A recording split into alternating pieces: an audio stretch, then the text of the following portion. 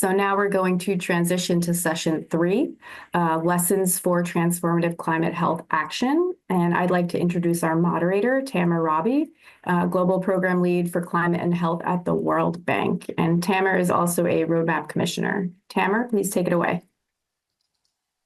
Thank you very much, Michelle, and a very good morning, afternoon, evening to all of those that are joining us for this session today online.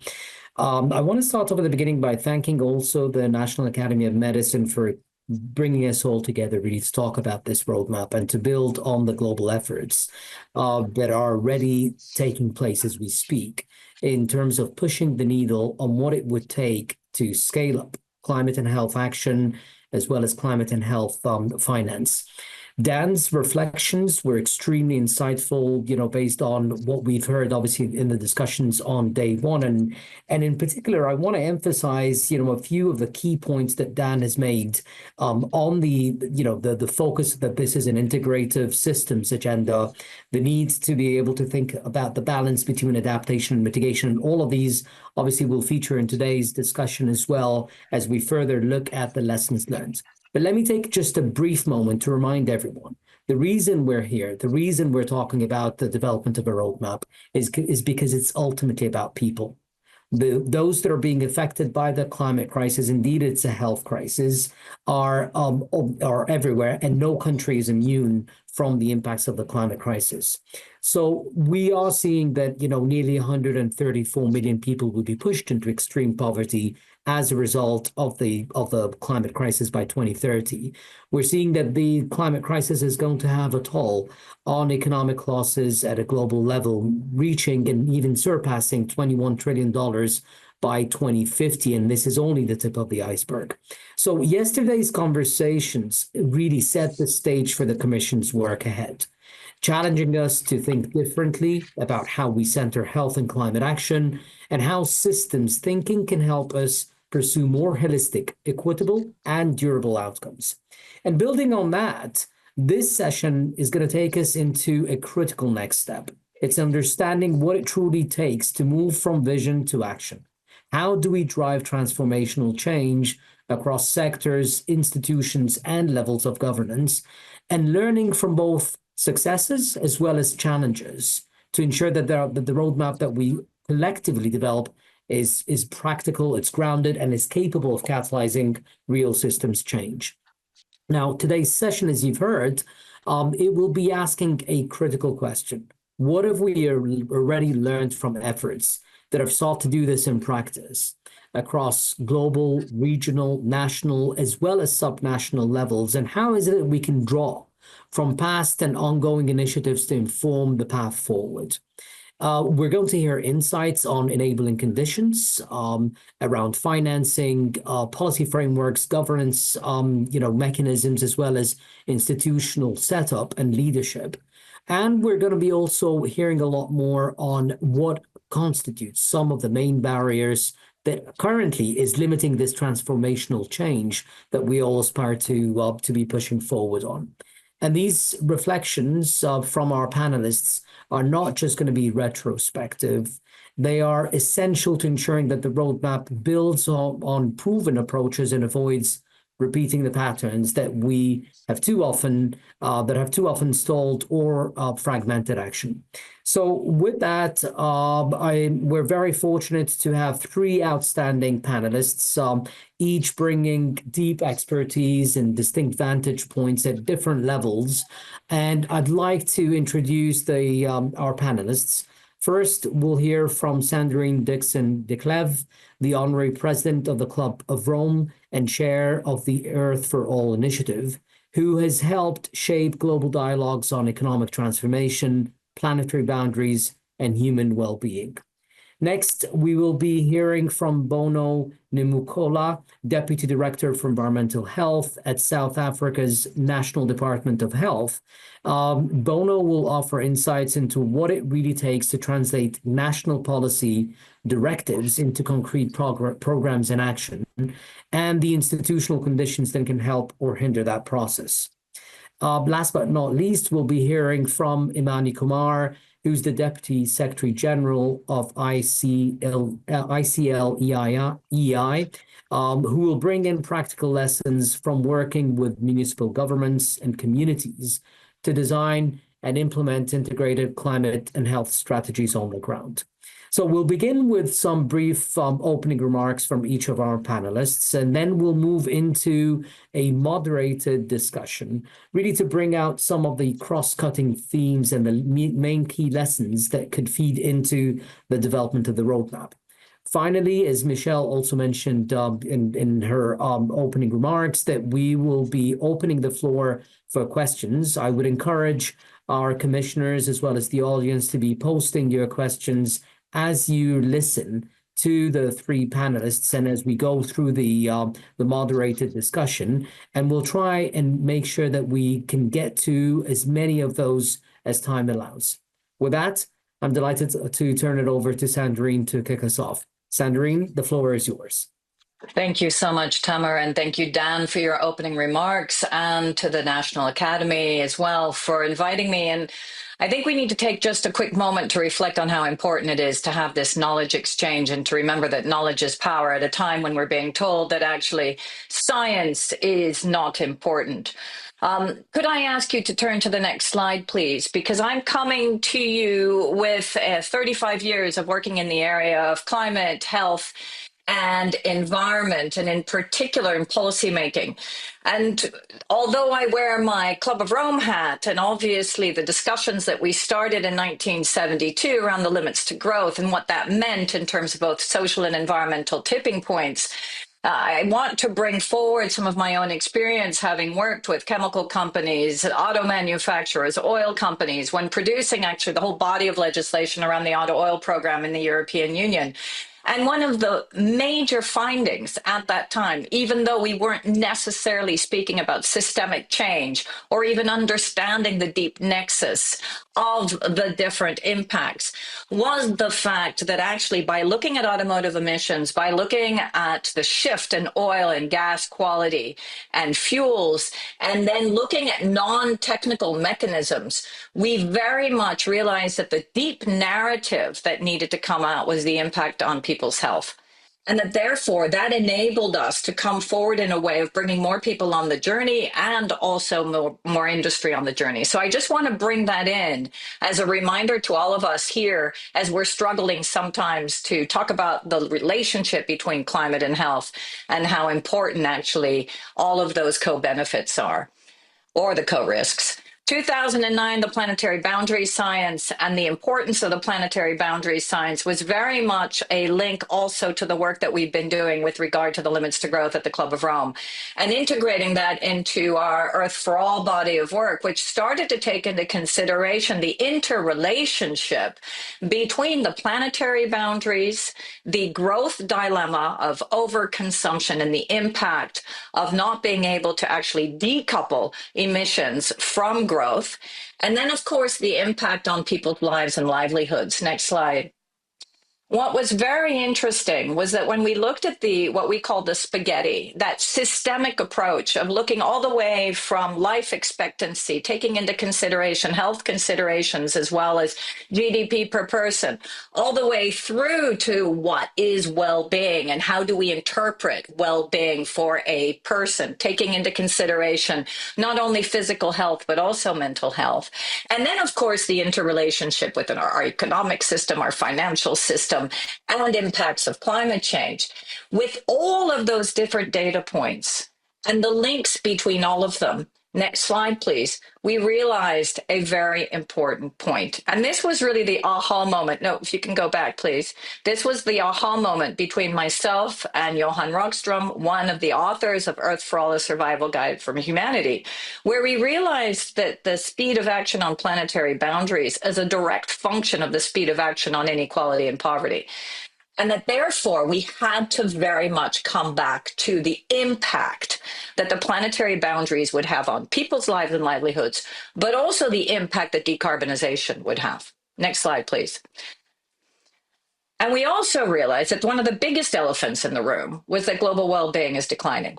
And that with GDP growth and population growth, and of course, climate change and impacts, we had a negativity in terms of well-being. So well-being was actually going down across the globe, but in particular in the G20 countries, and that there was an increase in high social impact. That high social impact has a direct increase on moving towards populistic governments, reduction in the belief in democracy, and could really destabilize the way in which we move forward with some of our decision making.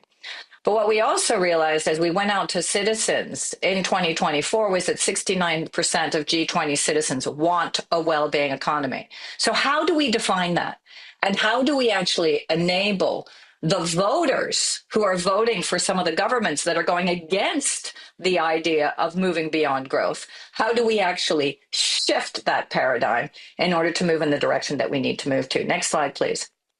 The other key elephant in the room was making people realize that actually GDP is already going to be lost because the cost of inaction, whether it be health costs, whether it be climate or environmental costs, is so high in comparison to each degree that we continue to move up as we go from 1.5 degrees to 3 degrees, that we had to figure out a way to communicate this both to governments and also, obviously, once again, to consumers. So we're seeing here that at 1.5 degrees, we've got about a cost of inaction that could be anywhere between 3 and 5%, but also at 3 degrees, a cost of inaction that is about 10%, so 10% loss of GDP, including 17% in some of the most vulnerable countries. So why do we continue to focus on GDP? And how can we move beyond GDP by putting in place some of the indicators that we actually fundamentally need to address access to healthcare, access to social services, access to all of the different types of well-being indicators that we have started to look at? Next slide, please.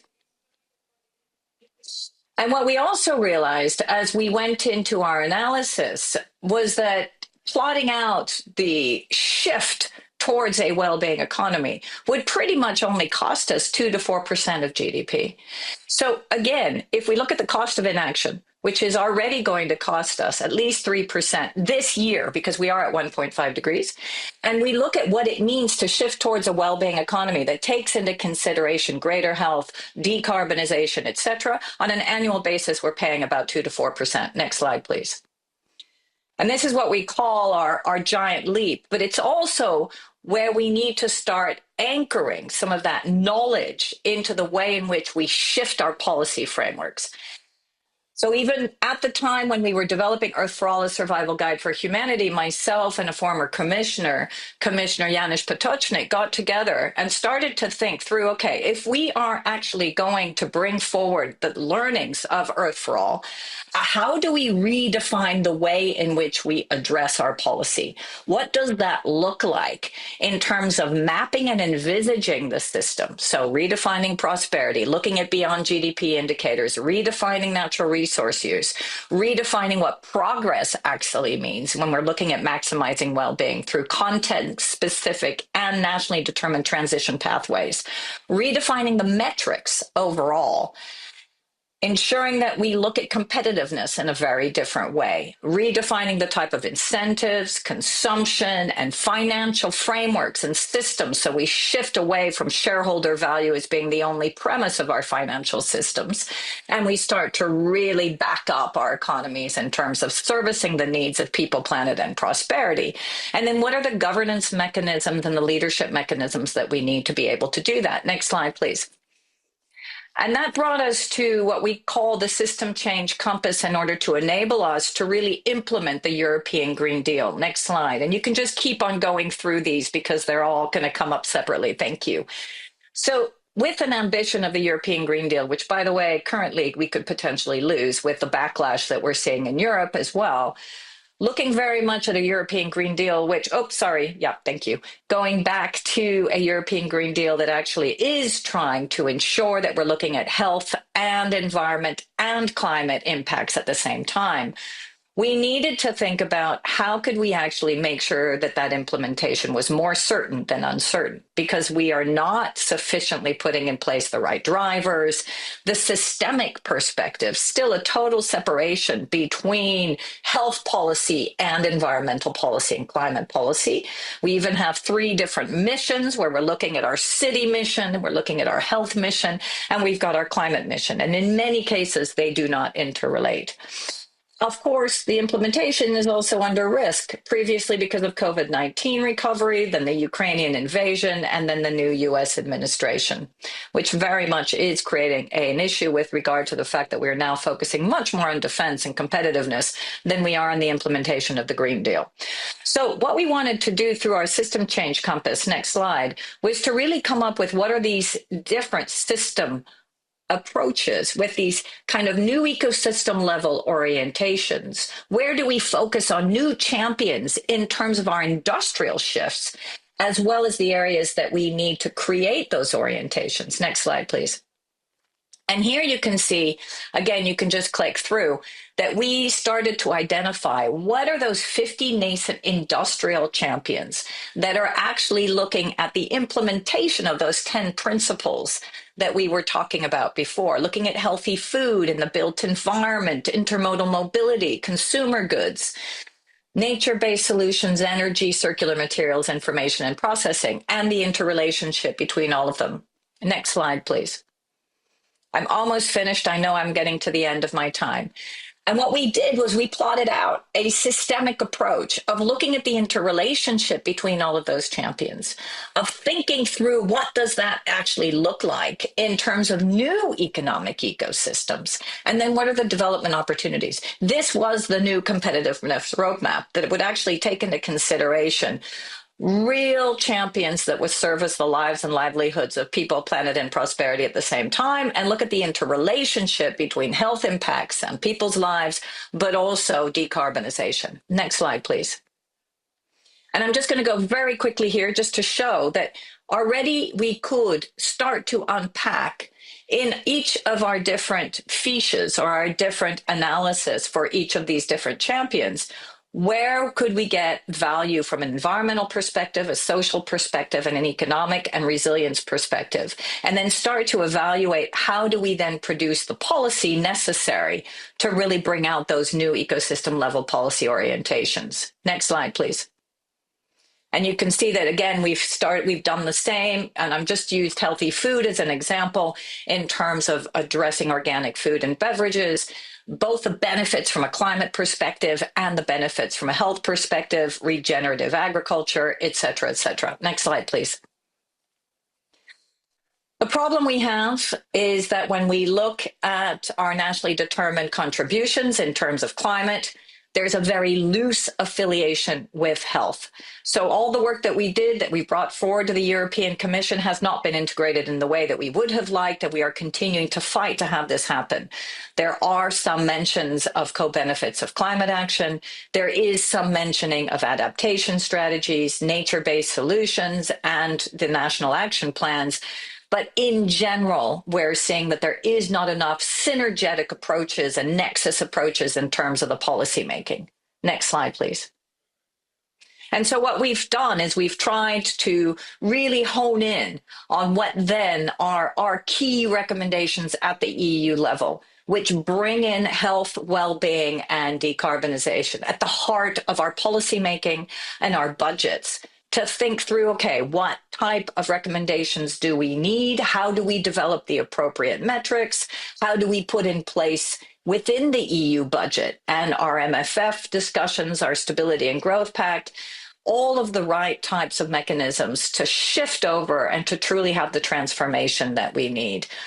Clear within all of this is the difficult decisions around fossil fuel use, the ending of perverse fossil fuels, and in particular, also ensuring that we end agricultural subsidies and our big dependency on common agricultural policy that is going completely against what we actually really need to do in terms of not only healthier lives for people and planet, but also healthier soils in general.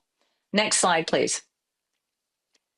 I think this is my last slide, and I apologize for going slightly over. Maybe just to add that we have gone across the G20 and have just done a new survey. And within all of our surveys, we see very clearly that people are incredibly concerned, not only about climate change, but the relationship between social and environmental tipping points and also their health. And that it is, of course, the most vulnerable across our societies that are getting hit most directly in terms of the health costs, health impacts, and also vulnerabilities to climate change. Thank you very much. Excellent. Thank you very much, Sandrine, for an excellent presentation, and thanks for reiterating yet again the need to be focusing on lives, livelihoods, well-being, as you've said, and really to be thinking about those impacts in a different way through these ecosystem lenses that take into account economic as well as social, environmental, and resilience. With that, we're going to move over to our colleague Bono from South Africa. Bono, over to you. Good morning, good afternoon, and good evening. Thank you, Tamer, for the opportunity to present. I also want to start by appreciating the National Academy of Medicine for inviting us as a country to come and share our experiences or our lessons when we are responding to issues of climate change, especially under the health sector. And maybe just to also appreciate our ministry for allowing me to represent the ministry on this platform. I want to first by indicating that we have had several commitments that have been made, be it through World Health Assembly, be it through the COPs, where commitments were made, including WHO, through World Health Organization. And what I will be taking you through is us having taken, a note of those commitments and sort of now apply them in the South African context and developing policies that actually guide the country in terms of a response in terms of climate change on health. Just for the background, if you can just continue, this is the country. We are sitting at 62 mil, and we have 9 provinces, which are comprised of 52 municipalities, having 8 metros that are part of the C40 cities, and also 44 district municipalities. And there are also benefits in terms of our metros that are actually part of the C40 cities. And we are saying we want to increase the life expectancy to 70 years. And we are looking at currently, we are sitting at 66.5 years. Can we move to the next slide? So in terms of climate change events in the country, we have been seeing floods, we have been seeing drought, and also snow. We had snow last year where 2 people died. We had people who experienced extreme heat, and we had 5 farm workers that actually passed out of that. And with all those experiences, we then came up with policies that we needed to develop to be able to advance or guide our 3 spheres of government to be able to look at how do we then prepare the community or prepare the health sector in response to this. Can we move to the next slide? So out of, we just for noting, we have the Climate Change Act that our president, Mr. Cyril Ramaphosa last year endorsed. So as a country, we've got a guiding document. Previously, we were making reference to the Climate Change Response Plan. So out of the response plan, we were able to develop the National Climate Change and Health Adaptation Plan 2014-2019, which is currently under review. We are finalizing the process for endorsement by our minister and also the Director General. We also developed the National Heat Health Action Guidelines as a guidance from WHO to respond to extreme heat. And our strategy that we are currently developing now, we are developing being guided by the risk and vulnerability assessment that we have conducted in all the 52 health districts that I've highlighted in the country. So it's actually responding to say in which particular district are they prone to impacts of heat. Then we come up with interventions that talk to specifically addressing that. Can we move to the next? So in terms of the country, I've indicated the act that was just enacted now. It gives guidance in terms of us having provincial and municipal forums. I think in terms of other countries, they will be highlighting that it's sub-national and all that. And also it also guides in terms of what are the roles of the Presidential Climate Change Commission, and also what is it that we are supposed to do when we are looking at climate change response, adaptation strategy and plan, which each and every sector in the country is having that, and health also it's one of those particular sectors. And also the issues of greenhouse gas emissions and removal, and different stakeholder engagements, one being the working group, and also sector support programs where we get to be supported by the Ministry of Forestry, Fisheries and the Environment in terms of funding. And I can say, I think one of my slides talks to one of the challenges or one of our weakness being the issue of leveraging funding for this particular purpose. Can we move to the next slide? So in terms of health, we have, why were we able to achieve some of the things that we'll be able to see in the next slides? It's because the department or the ministry appointed a champion, which is myself, and I also have a team. And we also established a National Climate Change and Health Steering Committee. And we did this through stakeholder mapping, where we identified which stakeholders are there and what are their power of influence. And we looked at research institutions specifically because we want to leverage from ensuring that our research influence policy. We also then have also academic institutions, civil society groups. We also have sector departments that are part of this particular steering committee. And we have also World Health Organization and UNICEF and other United Nations organizations are part of our a steering committee. Out of that, we then come up with a research and technical subcommittee. We also have one on training, community engagement indicators, and mobilizing of research. And what we were looking at was being guided specifically by, if you look on your right, we have the 6 building blocks of health system, where we are saying if you want to build or you want to ensure that the health system it's climate resilient, you need to be able to encompass all these particular items, and because they interlink and they guide in terms of what is it that we need to do. I'll give an example of, if we are saying now we are looking at programs like when we have floods, we also need issues of leadership. We also need finance, because when you have floods, it means then your programs in terms of emergency medical services will definitely need to ensure that they come up with interventions on trying to access or assist people who are actually could not be able to leave their homes, and they seek medical attention and so forth. We also are looking at ensuring that we build capacity for health workforce when we have heat waves.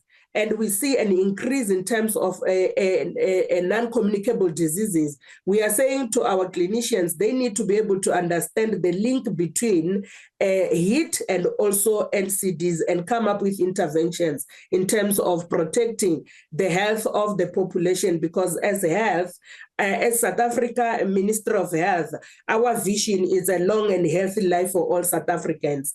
Issues of climate change indicators, we are looking at those that will then guide us as a sector to say, how do we then respond to issues of climate change? If we are seeing an increase in terms of mental health cases, Alzheimer's, dementia, what does it actually mean? Issues of risk community communication and community engagement, how do we then ensure that our communities are actually educated in terms of responding to climate change? Can we move to the next slide? So So in terms, I think this is my last slide. In terms of our reflections, we are looking at our strengths, our weaknesses, our opportunities and threats. So looking at our strength, we have a dedicated team. As much as we are not many, we are only 2 in the department, but we leverage on resources that are available from stakeholders that are serving in the steering committee, and they have been assisting a lot. We are also open to collaboration and also teamwork and leveraging on resources. I've said that. And we have seen small wins in terms of provinces and municipalities that are developing their adaptation plans and heat action plans and also risk and vulnerability assessment. Our weakness is limited funding, limited indicator. I'll give an example of when we had the 5 people who died of extreme heat in one of our provinces.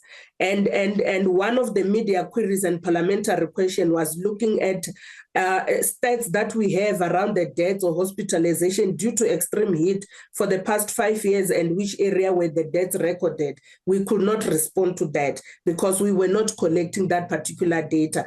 But I know that with our engagements, with our learnings from, be it regionally and also globally, we are actually working with World Bank now and India.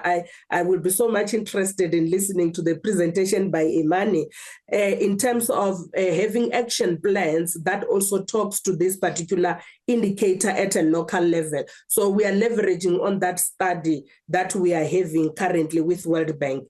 Opportunities, I've already indicated the stakeholder support and also working with groundworks and health without harm in ensuring that our health facilities, they actually become members of the global green healthy hospital initiatives to reduce issues of carbon emissions in our facilities. We are working on that. And then research interface policy, I've spoken about this. And our threats, it's issues of, for us just to fail to have indicators, we have been approached by lawyers or attorneys who needed us to actually reflect in terms of our implementation on the adaptation plan for 2014-19, and they needed evidence in terms of all the activities that we've highlighted. And some of them, which was a lesson from us, was that we could not do them because in terms of responsibility, we've put in an external, actor, whereas we don't have influence over that particular actor. And also, what is a threat? It's currently what we are advocating for, to have buy-in from all programs that I've highlighted as part of the 6 building blocks to align their plans in terms of climate change mitigation and adaptation, issues of energy efficient light bulbs, and so forth. Can we move to the next slide? So in closing, this is what we are advocating amongst ourselves in the country, to say we need to see climate change in all health policies. And also we are committing to having webinars on quarterly basis. And also previously what we did was to say we need to see health in all policies. So now we are saying we also want to see climate change in all policies for the country that are responding to issues of climate change, because climate change is a human health challenge. Can we move to the last slide? This is just, you can press and it will play. This is just one slide. One of the examples that we actually utilize, it was developed by one of the research institutions in the country. So we actually utilize this as part of our risk communication and community engagement for communities to understand what is it that they need to do when they are experiencing extreme weather events or extreme heat, as we receive warnings from our South African weather services. Thank you.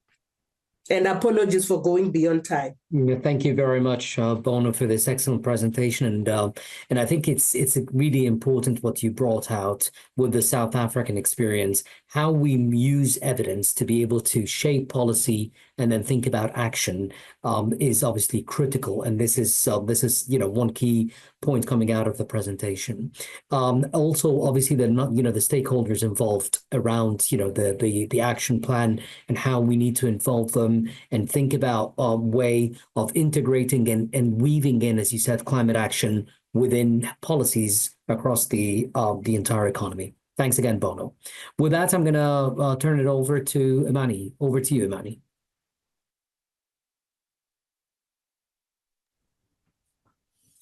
Thank you, Tamer, and thanks to NAM, I think, for giving me this opportunity to speak about what we are doing in this part of the world. Next slide, please. I come from an organization called ICLEI, Local Governments for Sustainability. It is one of the largest city association all over the world. We have more than 2,500 local governments as part of our members, running more than 250 activities or actions on ground. And we represent almost like from 125 countries and nearly 27 offices in the world. And I represent, I sit in Delhi in India, and we work very closely with the city governments. And also the subnational governments. What we do is that we help the city governments on the 5 pathways, what you can see below in the slide. Either it can be nature-based development. We are talking about zero emission development or a circular development, equitable development, and resilient development. These are the 5 pathways or 5 windows what we talk about to enter to a city government or to a subnational government to help them out to address either climate change or poverty or circularity or transport or health issues on that. Next slide, please. What we have done for the last almost like 25 years, or more than 25 years, I can say, way back even 1996, 97, I'm talking about, we are one of the first city associations in the world talking about climate change and why the city government should address the climate change issues on that. I'm proudly can say that even when at the time, most of the national governments are not even talking about climate change on that. So we looked into how the city governments, because if you can see, it's not at the national and not at the international, but at the local level, the action happens on the ground. So we talk about local action moves the world. That is the motive what we work with the city governments on that. So we've started looking into how the city governments can work on the climate change activities, both on the mitigation front and adaptation front, or a combined mitigation and adaptation, what we call it as a resilience to the city governments on that. We brought in this particular methodology, which is evolved, I can say, for the last almost like more than 1.5 decades, talking about how to address the climate issues on that. We look into the city profiling, how a city government can look into what is happening into the city governments, talking about GHG emission inventories with the city level, and also talking about climate risk and vulnerability assessment, integrated climate action plans. So both on the emission front and vulnerability, we come out with a climate action plan at the city level so that the city can look into what they need to do actually on the particular. We also show some pilot interventions. I will give you some few examples later on in my presentation, and looking into how can we scale up those actions. That's one of the major implementation point of view, what we talk about on that. And then I can say that monitoring and reporting and evaluation to look into how the cities can take it forward on that. One of the slide, bottom of the slide, you can see that Heat Plus, that is actually one of the software what we use, the harmonized emission analysis tool. That is what talks about the GHG emission inventories, what do we look into. Next slide, please. This is another tool what we have come out recently as part of our Climate and Development Knowledge Network. This is on the city level heat resilience toolkit for urban decision makers and practitioners. What we talk about is this particular tool is understanding the broad causes, what are the demonstration within the city limit, how what are the root causes for causing all these heat related activities, and identifying the various solutions. Again, I'll show you a few examples at a city level, at a neighborhood level, what you can do on intervening to address the both heat as well as the climate issues. And we also come out with another prioritization of the solutions on that. This is another tool which we have developed, which we are using it for the city level action plans on that. Next slide, please. This is the latest one which we are doing in 3 of the cities in India and also some cities in Africa, actually through our UNAPS system, looking into the loss and damage because of the climate change and health related issues on that. most of the national governments looked at the national level, what is the loss and what is the damage because of the climate issues, but nobody has talked about it at the city level. Actually, this is one thing, thanks to UNOPS and other partners, we are looking into a city level loss and damage systems so that the cities and the subnational governments can work into when they're planning, when they come out with a climate action plan. Next slide, please.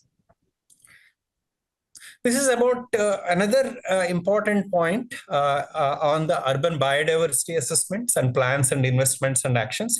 Because if you want to address the climate and health and the heat, I think you also have to look into the biodiversity related activities. Either it can be biodiversity surveys or the city biodiversity indexes, or we talk about the people's biodiversity registers. This is one of the mandatory at the village level or at the city level, and coming out with a biodiversity strategy and action plan and helping the cities to improve their biodiversity activities. So these are the various tools which we are using at the subnational or city level so that the cities can come out with these action plans on that. Next slide, please. These are some of the examples what I'm talking about.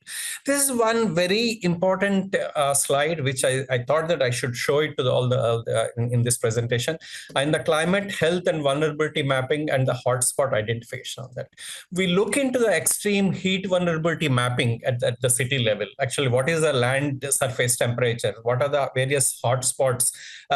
What is the temperature at that particular hotspots and what you feel like. It's not that what is the temperature which measured, like it will be 38 degrees or 40 degrees, but how is it feel like as a human body, how it feels like this thing. So keeping all these things, we will come out with the extreme heat areas. The first row in the bottom slide, bottom map, if you can see, we come out with an extreme heat areas within the particular city out there.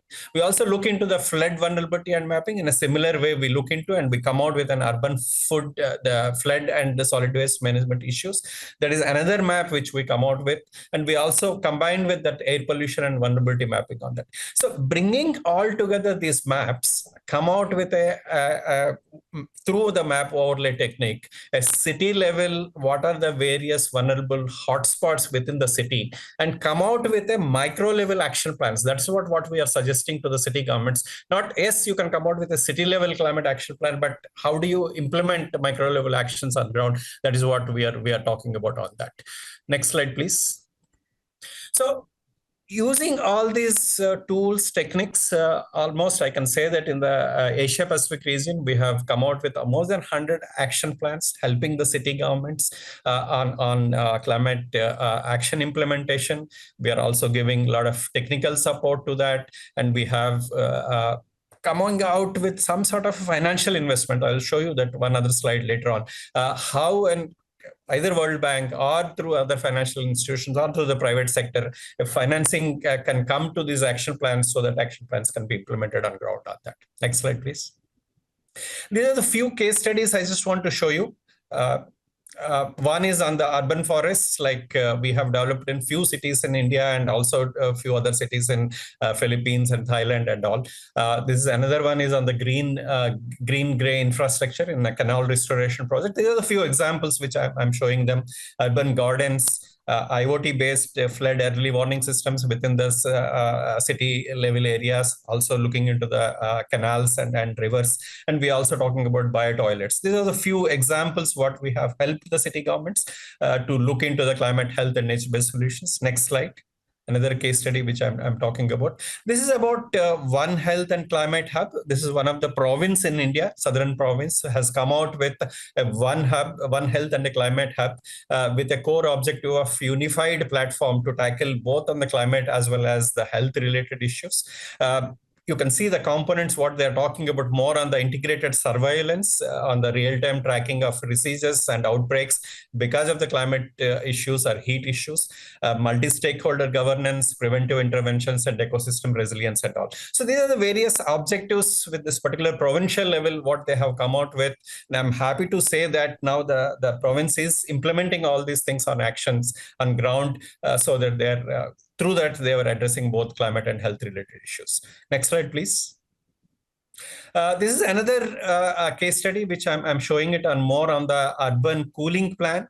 We have actually looked into used drones to look into the city level microclimatic scale thermal analysis, actually. So what exactly at maybe 100-meter level, I can say that what exactly, how is the temperature. We came out with the map, heat action map. Actually, you can see on the right hand side of the left hand side of the slide, and ground level truthing is also what we have done it. And the city has come out with various heat resilience recommendations. You can see on the establishment of cooling cells, implementation of the planning interventions, implementation of cooling interventions, and a pilot implementation, and advocating and promoting on all these activities on that. Next slide, please. This is the last slide, which I'm talking about. This is on the financing front, which we looked into.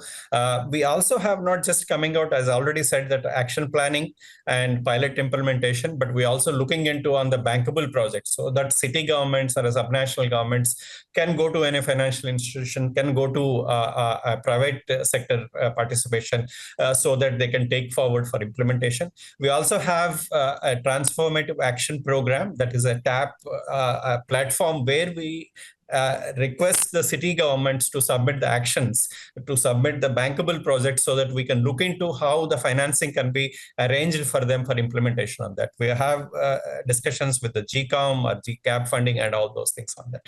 We also have supporting a National Institute of Urban Affairs here in India to come out with a project financing facility and helping the city governments to apply to this facility, so that they can go ahead and implement activities on ground on that. Next slide. I think that's my end. Yeah, this is about on the governance front. I think the last slide, more on how do you implement actions on ground. We are also proposing, like when a city wants to come out with an action plan, they should have to come out with a climate core team or a stakeholder committees, so that whatever the action plan comes out with the city level, it should be approved, or it should be agreed by most of the stakeholders. It's not just one city level, they want to do whatever they want to do. Involve the communities, involve the stakeholders. That's how we are bringing out on that. And all these action plans should be data driven, so that the decisions, whatever the city level, either mayor or a CEO of the city, if they want to do, there is a data for them, so that they can take it forward on that. And the last one is also on the capacity building at the city level, both for the city officers and also citizens and also communities, so that whatever the actions happens on ground, that will be sustained for future activities also on that. So with that, I'll just stop here, and thanks again for giving me this opportunity. Thank you. Thank you, Emani, for a great presentation, and thanks actually for also taking us all the way down to ground zero, local level, local governments, and how you've been thinking about this in terms of the action plans. I think also something really important that came out in your presentation is the role of the private sector, and how do we ensure that we bring in the private sector within this discourse is extremely important. So now we're going to shift into an open conversation. I don't want to call it a moderated discussion, but just an open conversation. I think there's a lot that came out from the three presentations that we've heard at so many different levels with different perspectives. And I want to be able to somehow get us to talk a little bit more about some, let's say, salient features of what we've heard happening at the global, regional, national, and subnational level. Just to frame it, I believe that what is coming out from the three presentations are issues around governance, and we need to stop for a moment really and talk about governance, what it means to us from a health sector perspective, and how is it that we can actually learn from the experiences that you've all had at the different levels in putting in place mechanisms that really get climate and health to be integrated in such a way that it produces results for well-being, for livelihoods, for impacts in terms of economic, let's say, growth, so on and so forth. So let me start with that at the beginning. And Sandrine, if I can get you to talk to us a little bit about your thinking on what sort of entry points, strategic entry points for climate and health governance exists, and how you've been thinking about this, and what are the mechanisms to make it possible as well. Over to you, Sandrine. Thank you, Tamer, and I couldn't agree more. I think really when we talk about innovation, we often talk about technology, but I think what we need now is innovation and governance. I think it is the number one structural problem that doesn't enable us actually to optimize the links between multiple points, whether it be health, climate, biodiversity, etc. Obviously, one of the starting points is the fact that we've siloed our ministerial functions, and within a government framework, we can see it in the European Commission, for example, at the regional level. We have DG Environment, which is looking at environmental impacts. We have DG Climate that is looking at climate impacts. Neither one of them are looking 100% at health impacts. Adaptation comes in, hence we then bring in the health impacts, but it's not really a focus. We then have DG Research and Innovation, that actually is the only DG in the commission that systemically decided to shift its organogram so that it looks at people, planet, and prosperity. And that was huge, because what it did was not only did it really place a focus in terms of innovation and research on people, planet, and prosperity, but they also adopted a much more systemic approach to addressing all three. So I think the first issue is the siloed problems that we see. We do not have a holistic approach from a governance perspective. I think the other is the fact that at the end of the day, everyone is trying to get as many funds as possible for their different departments. And so we've got a funding battle, which is both encroaching in terms of the research that we have, where everyone's got their pet research. And this has been one of my big fights when I was actually leading DG Research and Innovation's new working group on the societal and economic impacts of research and innovation. And what did we discover? That we don't have proper triangles of research and policy work. We've seen some of this, and Dan opened, obviously, his representation of UC Berkeley. When I was in California, looking at the way UC Berkeley, UC Davis were working with the California Air Resources Board and businesses to really look at much more systemic and holistic approach. Even, for example, CalPERS and CalSTRS, the pension funds, that we're also putting pressure on creating much more nexus and integrated approaches. So I think we as practitioners and as those that are trying to influence policymakers also need to look at where is the anchor of some of this thinking. And the anchor needs to be at the way in which we look at integrated approaches from the bottom up. Clearly, if you're in a city, then how do you actually create deep demonstration projects that take into considerations on people's health, climate, but by the same token, you're already working with business leaders, you're looking obviously at the mayor, and then you're also bringing in the core actors, communities that are part of how you're actually going to stress test some of your results. So I think those are two governance areas. We need to be much more fluid. Obviously, our governments are not. Yeah. But we as a community of practitioners and of influencers really need to do two things, I think, at this time. One is that the super wicked problems and complexity of what we're facing today means that we can only address these issues from a systemic perspective, and that will decrease costs. That is an optimization game. So clearly governments like optimization. Often we hear about the negative ramifications of simplification, but I think in this case we can say if you want to simplify, actually address complexity, but do it in a way which it's optimized, and therefore look at these interrelationships. And then the other is to come up with new narratives. We didn't talk about narratives. We're in a narrative space. And at a time when we're getting a lot of backlash on climate, health is the new narrative.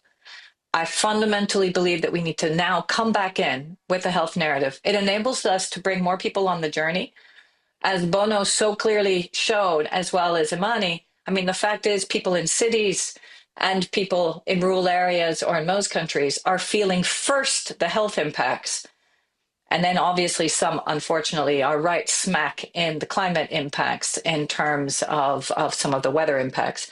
But otherwise, it's the health impacts that people are really feeling. So those would just be some remarks of ways that we could move forward. No, this is great, Sandrine. And, given that this is a conversation, I want to be able to also, perhaps take a little bit of a few of the points that you mentioned and apply that to a national as well as subnational city level. I think it's going to be really important to bring in this.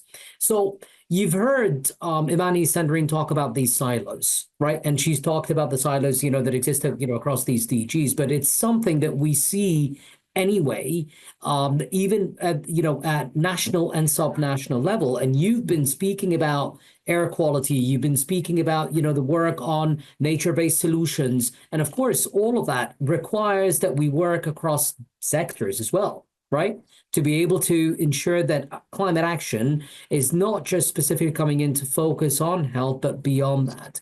In your view, Emani, how do we break these silos? How do we put in place the incentive systems, if you will, to get us to collaborate, harmonize, and work as one team? I agree. I think I agree completely 100% with Sandrine, actually, what she was talking about, not just only at the EU level, at any national government level or a subnational or even a city level. Left hand does not talk to the right hand does not talk to the left hand. They don't know what is happening and other things. But things are changing, Tamer. I think I'm happy that I'm putting this statement at this level, saying things are changing at a city level or a subnational level. Because I think public or the people are forcing them to think in a different way. It's not that we are going to address only environment means somebody else will take care of, or climate change means somebody else will take care of that. So recently, I can say some of the provincial governments in India and also in Malaysia and the Philippines, they are coming out with some sort of a climate cell at a city level or a subnational level of that. Used to be an environmental cell previously, but now we are calling it maybe a net zero cell or a climate cell. Nothing but bringing together all the departments, all the stakeholders at one umbrella so that they can see what exactly can be done to address either a climate issue or a health issue or air quality or a waste or anything, actually, because there is a link between all these sectors and all that. So that's one governance structure which we are proposing and which are happening in most of the cities and most of the subnational governments. I want to put it on that. My second point, I just want to add it.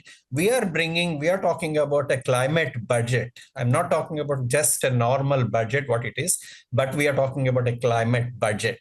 What it means is that whatever you are going to allocate under your budgets, either at a subnational level or a city level, even at a national level, they should look into wearing maybe climate glasses, climate lenses, and see that how my budget is going to address this climate issue on that. It's not just only somebody will come and give you some money, you will address the climate issues. I'm talking about the overall climate budget, overall city level budget, overall subnational budgets to take it forward and put it, because we need a convergence between various sectors so that the implementation can take place on that. My last point, Tamer, here for this particular point is we are also talking about a people's budget. Okay, there are few national governments, few countries in this part of the world are looking into that.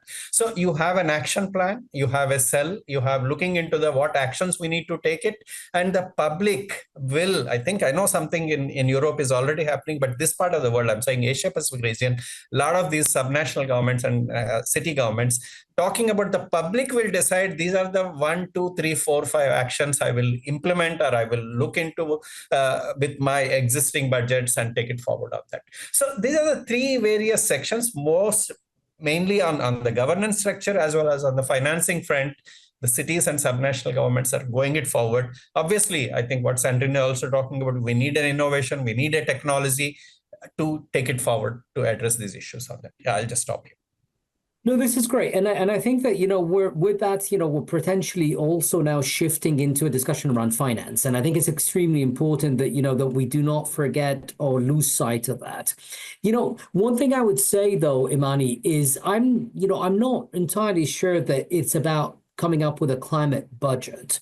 I think it's more along the lines of what you said in the latter part, which is how do you integrate climate, if you will, in everything you do? You're applying a climate lens so that your budgets are climate informed rather than coming in and creating yet a new financing, if you will, silo in that respect. And I think the points that Sandrine made, on this is a time of thinking about the narrative. And a big part of the narrative also is about the cost of inaction, right? Many of the people that we deal with are not actually the budget holders at a country level. We need to be able to speak the language of the Ministry of Finance, speak obviously with Treasury to be able to ensure that there are resources at a country level. So how do we change the narrative that we talk about the cost of inaction, we talk about the cost benefit of action, and then sort of get out of the sort of the trenches in what we mean by climate, but rather how it's affecting people and people's lives. So with that, let me shift gears. Bono, come over to you. You have spoken to us about these action plans that you have developed, and I took very meticulous notes when you were going through your presentation. You came up with 52 municipal plans, action plans. That is fantastic, that you didn't just do a vulnerability assessment at the national level, but you went all the way down to municipal level and then produced these action plans. Where's the money coming from? How are you going to be able to finance the implementation of those action plans? And are there any innovations that can be brought into this? Thank you, Tamer, and thank you, Emani and Sandrine. I think we are leveraging on resources from the Ministry of Forestry, Fisheries and the Environment, because in our country, climate change is their responsibility. So as other sector departments, the challenge is in terms of funding. We are not as yet able to access funds for climate change in our national treasury. However, we leverage on others. So they came on board, and each and every financial year, they will come and indicate to us as a sector to say, what is it that we can be able to support you with? And that's how we benefit. So one of those projects was the issue of conducting of risk and vulnerability assessment for all 52 districts. So now what we are also benefiting from is that out of C40 cities, the municipalities, the 8 that I've indicated, they're actually developing the heat action plans, being supported through World Bank and also our national treasury. So we are basically leveraging on whatever resource that is available. We are quick to say, please come and assist. So even with different studies that are being conducted, we are benefiting out of that, and we make use of the proposed intervention and try to find out how can we be able to fund the actions going forward in terms of ensuring that implementation happen within the different spheres of government. Yeah.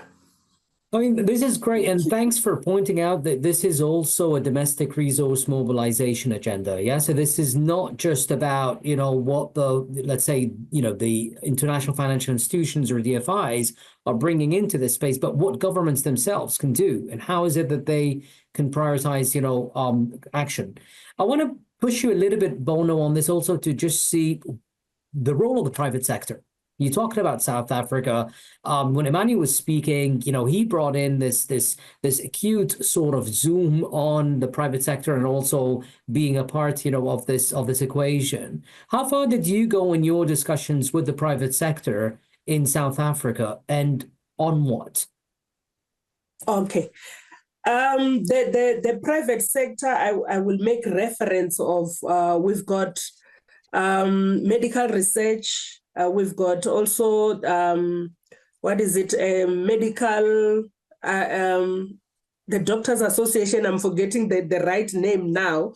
And we are also leveraging from their resources because they serve within our Climate Change and Health Steering Committee, which actually, when we bring all those stakeholders on board, civil society groups that are coming, being NPO, non-profit organizations who are coming to say, we have resources, can we be able to partner and work with you as government? So we appreciate as they come through, we actually look at what are their interests, how are we going to benefit, what is it that they actually want us. Currently, as I'm engaging now, I've got several of those organizations that actually want the department or the ministry to endorse the work that they want to do on climate and health.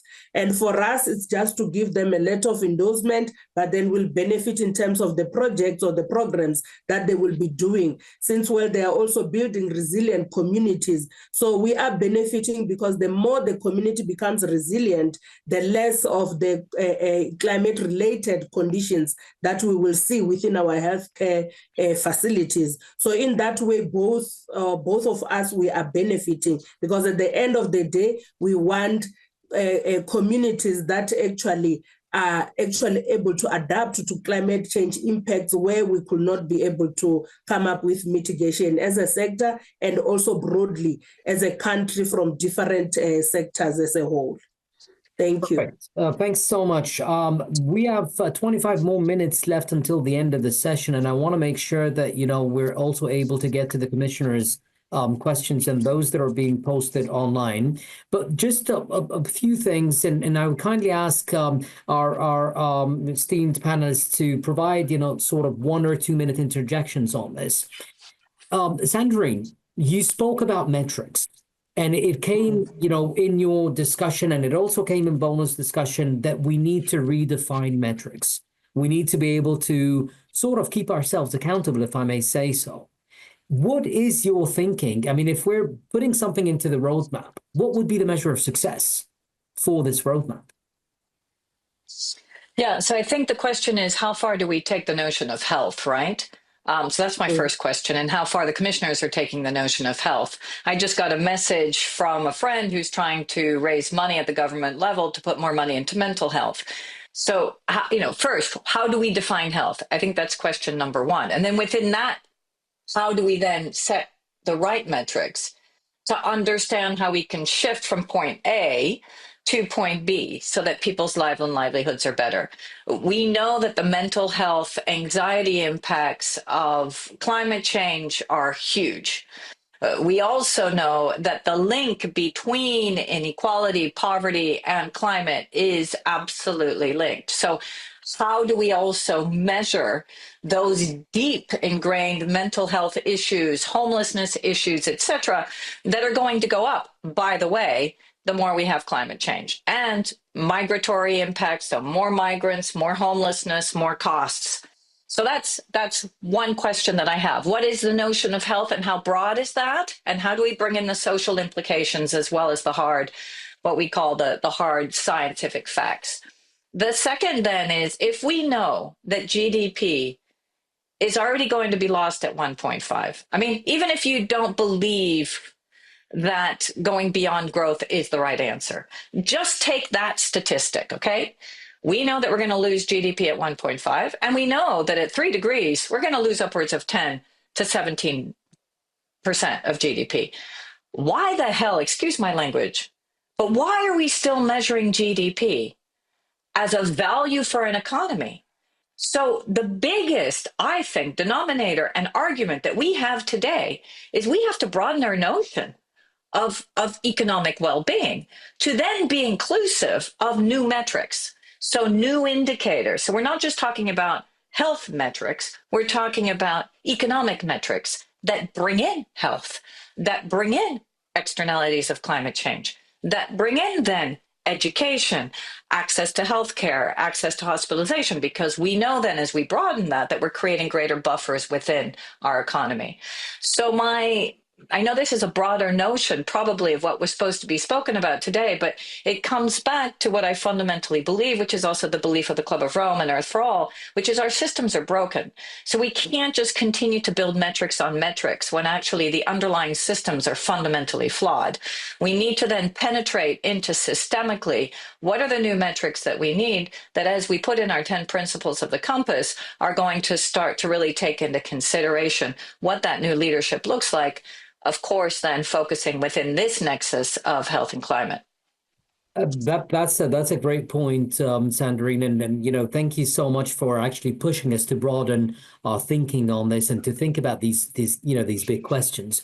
On the health side, I think it would be important for the roadmap also to connect perhaps with the global effort that the Lancet Countdown is putting into thinking about perhaps these climate and health indicators.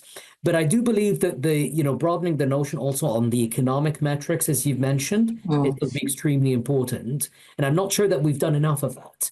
I think this has to be a collective effort that we all come together. We start talking about this, understanding that it goes well beyond GDP, as you've said, and it goes into human capital and beyond that as well. So maybe this can be something for the roadmap to consider as we further move along on this.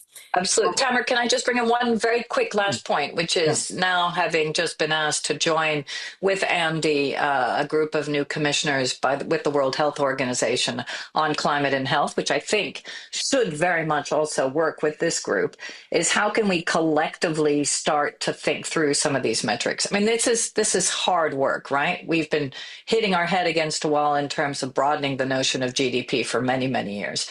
And I think that if we can collectively start to land, we've started to land, for example, on GDP +3, and then unpack that, simplify it, but bring in some of those core metrics so people really understand what we're talking about and be unified in the way in which we use them in our narratives, in our thinking, in our research. I think that's fundamental.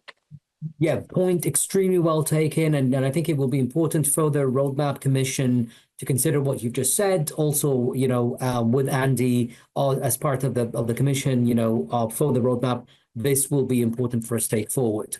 So on the same topic, Bono, you spoke about indicators that, you do not have at a country level. What indicators were you referring to? And does, what you've heard from Sandrine, does that resonate with you as well? Bono? Yes, thank you for that, Tamer. The indicators that actually will highlight the impact of climate change on health, I think one that we could not be able to respond to, which was just one of many, was an indicator that highlights a number of people that have been hospitalized or who died as a result of extreme weather events or extreme heat.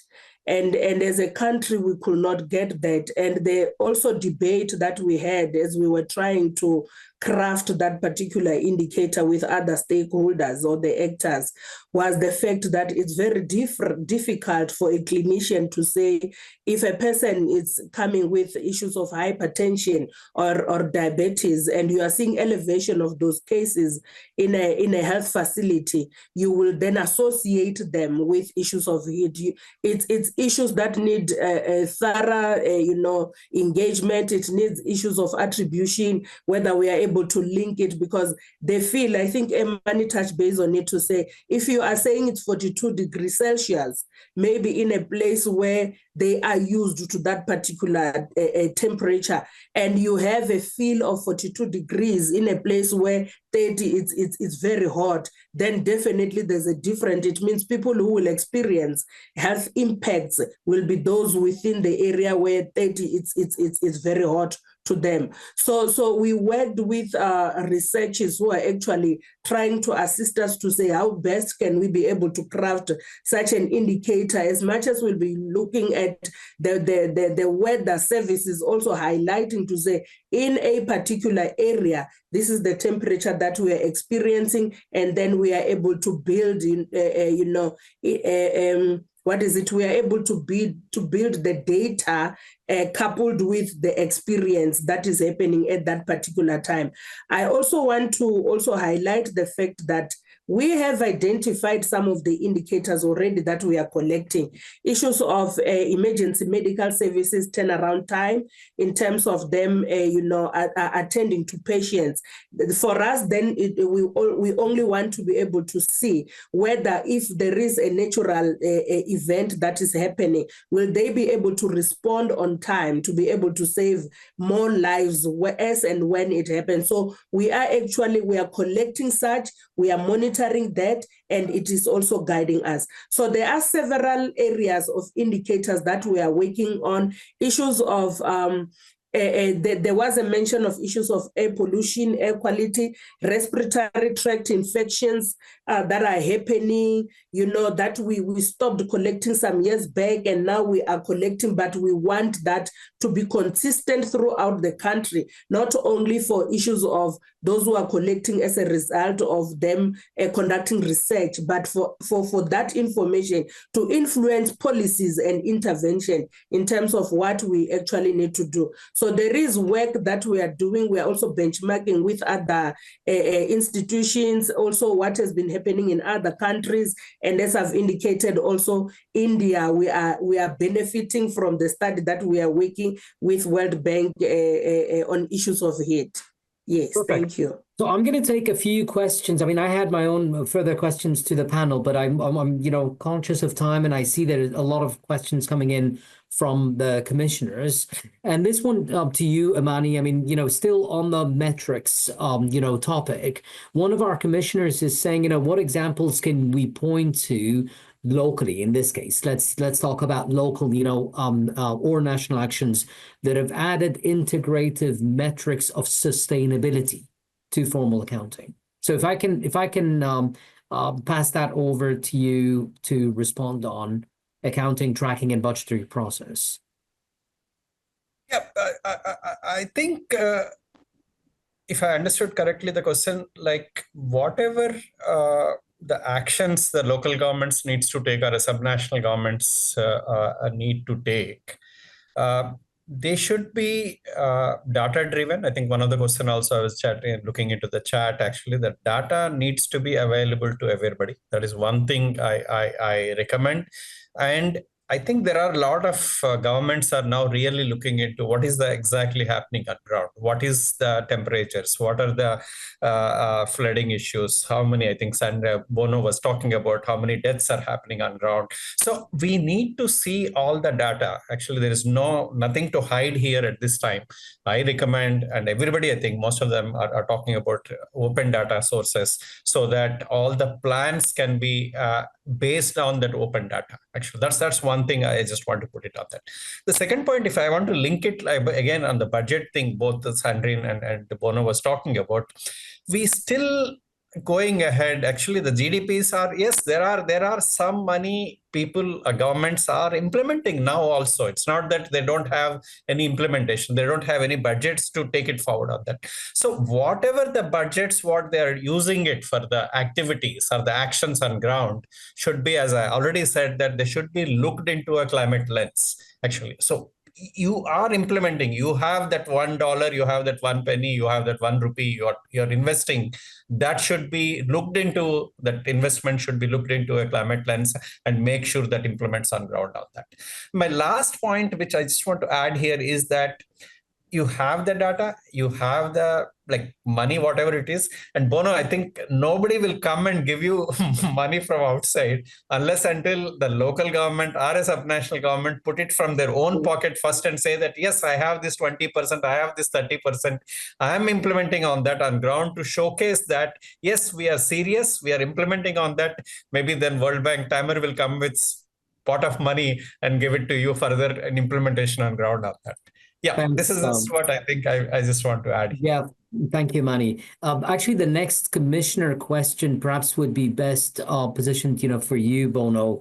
And this is on the extent, to what extent would opening access to government data help generate public support for transformative policies in action?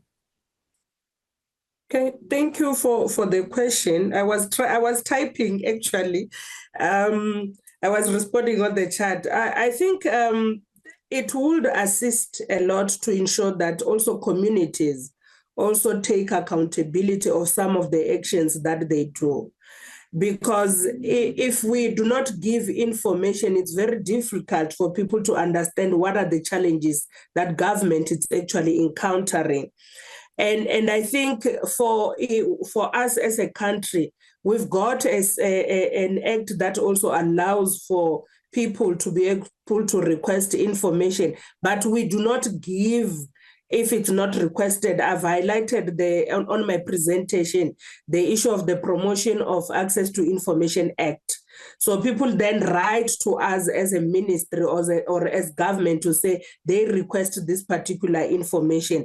However, there is also information that we do not share as much as they might request because of the sensitivity of information. So, but from my own personal or from my own response, not the organization's response, I will say it will assist for people to understand what are they exposed to and how is it that they can be able, what interventions can they come with to ensure that they reduce the number of maybe challenges or conditions that they are experiencing. If people do not know, they will not do anything. They will not act differently. But if they know, then they can be able to come up even with interventions to say, how do we assist government in ensuring that we respond to these particular challenges in a better way, also as communities? Thank you. Great. And thank you actually for also pointing out, the transparency is important, setting up accountability mechanisms, in that respect is going to be critical. And that we obviously are involving, communities also within sort of this space as well, so that it's clear how actions are being developed or policies are being formulated. One further Commissioner question, and maybe I can bring you, Sandrine, on this one. And it's actually on the private sector. And the question is really coming in, say, are there any new large green industries that stand to lose if we go backwards, and as such might step forward and resist the push for a healthy, sustainable path? Any thoughts on this, Sandrine? Yeah, so I wrote a response in the chat. Absolutely. I think there are several responses. The first is that having led a progressive group of industrialists for 10 years with His Royal Highness Prince Charles and now obviously King Charles, I can see a direct shift in the courage of industry. And this is incredibly problematic. So I think now we need to talk about where we are today. Where's the contextual piece as we're coming in with the incredible insight that we're giving you? We are in a very difficult time where there is a lack of courage from industry. We are seeing absolute impacts on the green industries who have invested and are very much committed to decarbonization and are committed to offering solutions in the environmental and in the climate sphere.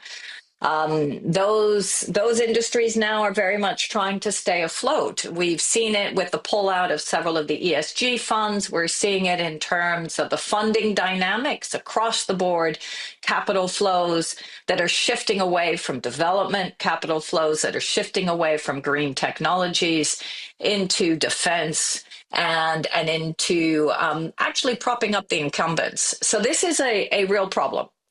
And it's one that we need to face and we need to understand deeply in terms of then what kind of counter narratives, what kind of ways in which can we continue to help the transition, help it happen.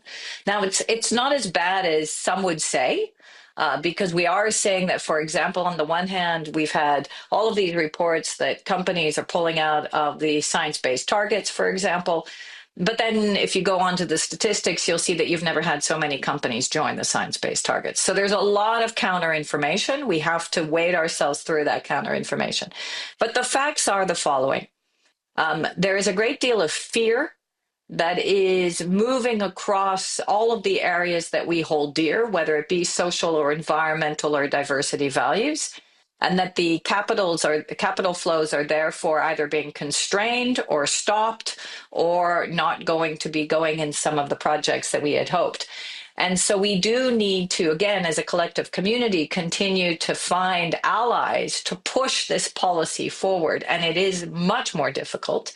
And we also need to prop up and help those industries in continuing to have their voices heard.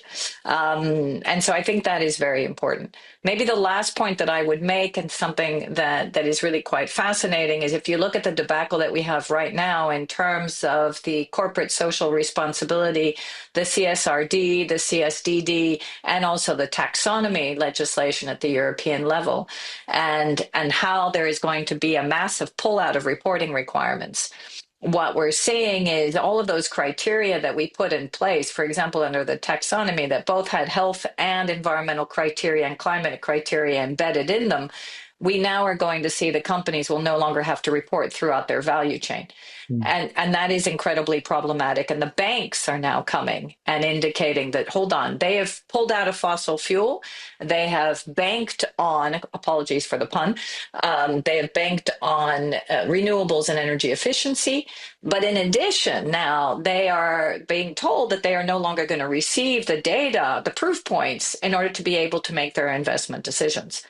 So this is a very difficult time. Hence why I said at the beginning that I fundamentally believe it is much more difficult because it is not a political conversation when you talk about health, whereas climate is politicized. Health is now an entry point to bring climate back in. In the past, climate was an entry point to bring in health. I fundamentally think that at this time we should use health as the entry point to bring climate back in and to use those proof points. Because even Republicans, apologies if I am now getting slightly political, but even the radical populists across Europe wouldn't want their families to have health impacts, no matter what color they are. Yes, definitely. I think that health should be, core and central to the development discussion in general, as part also of, thinking about human capital, development as well moving forward, and particularly given that many of the countries that we're operating with are in already fiscally constrained environments, and that there's not enough perhaps spending going into health as well. So I'm going to put out one last question to the panelists before I ask each of you to provide a minute, an exact, so we can finish on time, a minute of a final sort of reflection on what we discussed today. But my question is to you, Emani. I mean, one of the commissioners is talking about the trade-offs of poorly, implemented or poorly designed, if you will, climate adaptation mitigation policies, and that this can increase opposition to climate action. What are views on this? Have you seen anything like this, or have you been dealing with anything like this, and therefore how did you address that? Yes, there is 50-50. I will say that some of the cities, some of the subnationals, they're really now coming out with whatever the previous action plans, what they have developed, they're reworking, because based on the data, whatever is now available finally. I think a good climate action plan, I agree completely with Sandrine, what she's talking about. Don't enter to climate, but health, actually. Everybody is involved. Everybody is impacted because of that. Okay, I think this is where we need to look into. Maybe you can take this as my final statement also. I think we should look into an overall system. It's not just only like humans or other sectors you are delineating or are taking it separately. The overall system we should look into, and entry point health, I think that I completely agree, and make sure the investment happens to address these issues. Whatever you are putting it, whatever this 1 penny or $1 or one rupee, you make sure that is going to address that, so that we will start even now if you are not started as yet, and you can start addressing further on that. Yeah, I'll just stop here. Perfect. Thank you so much, Emani. So we've got 3 minutes left. So I'm going to ask each of you in 1 minute, please, and I will jump in to provide us sort of your final reflections. What are the recommendations that you would put forward to the roadmap that you think are most pertinent in ensuring that this roadmap is not just ink on paper, if I can say that, but it's a roadmap that will be implementable and actionable. Bono, let's start with you. Okay, thank you. I think for me, what will be very critical is how do we then influence politically the issue of discussions in different forums, issues of climate and health? Because currently, if you reflect in terms of the different COPs that have been happening and also on aspects of loss and damage, you'll find that aspects of health are not coming so much strong, but you find other sectors or other activities being elevated besides the issue of health. And I think if you can start there, just a reflection from last year, there was no side effect, because in most cases in the COP, we are actually leveraging on World Health Organization to have a side event on health. But last year, because it was not there, there was no discussion or limited discussions on health. But I think as I'm closing, let it be political, let's have political buy-in and let them elevate it. And at administration level, let's also ensure that when we are influencing our translating research into policy, we also influence policy into actions and also provide funding for such particular actions. Thank you.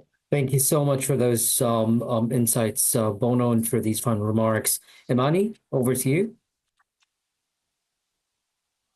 I just want to say that either national governments or other international agencies, I will tell that give the action to a subnational and city government, because local action moves the world.